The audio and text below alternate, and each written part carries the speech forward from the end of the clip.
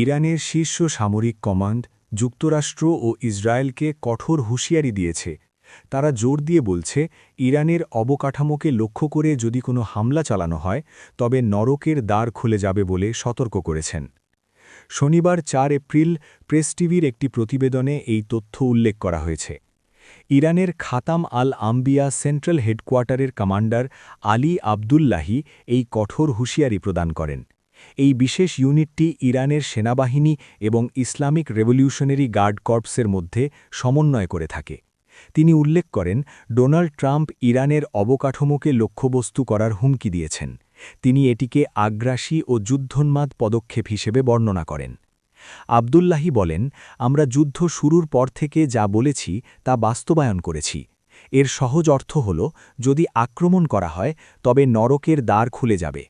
তিনি আরও সতর্ক করে বলেন, যে কোনো হামলার জবাবে যুক্তরাষ্ট্র এবং ইসরায়েলের সামরিক ও কৌশলগত অবকাঠামোর ওপর ধ্বংসাত্মক এবং ধারাবাহিক আঘাত হানা হবে। বর্তমানে ইরান অপারেশন ট্রু প্রমিস 4 নামের পাল্টা সামরিক অভিযান চালাচ্ছে। এই অভিযানের অংশ হিসেবে যুক্তরাষ্ট্র এবং ইসরায়েলের লক্ষ্যবস্তুতে শত শত ব্যালিস্টিক ও হাইপারসনিক ক্ষেপণাস্ত্র এবং ড্রোন হামলা চালানো হয়েছে।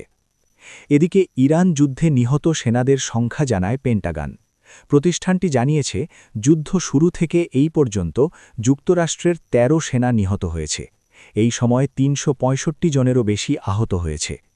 শুক্রবার ৩ এপ্রিল পেন্টাগনের একটি বিবৃতিতে এই তথ্য তুলে ধরা হয়েছে। খবর মিডল ইস্ট আইয়ের। প্রতিবেদনটি জানাচ্ছে, আহতদের মধ্যে বিভিন্ন সামরিক শাখার সদস্য রয়েছেন।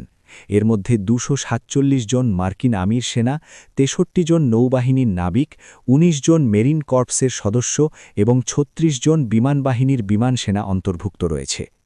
মিডল ইস্ট আই জানিয়েছে, এই পরিসংখ্যানে একই দিনে দুটি বিমান ভূপিতাত হওয়ার ঘটনার হতাহতদের সংখ্যা অন্তর্ভুক্ত করা হয়েছে কিনা তা স্পষ্ট বলা হয়নি।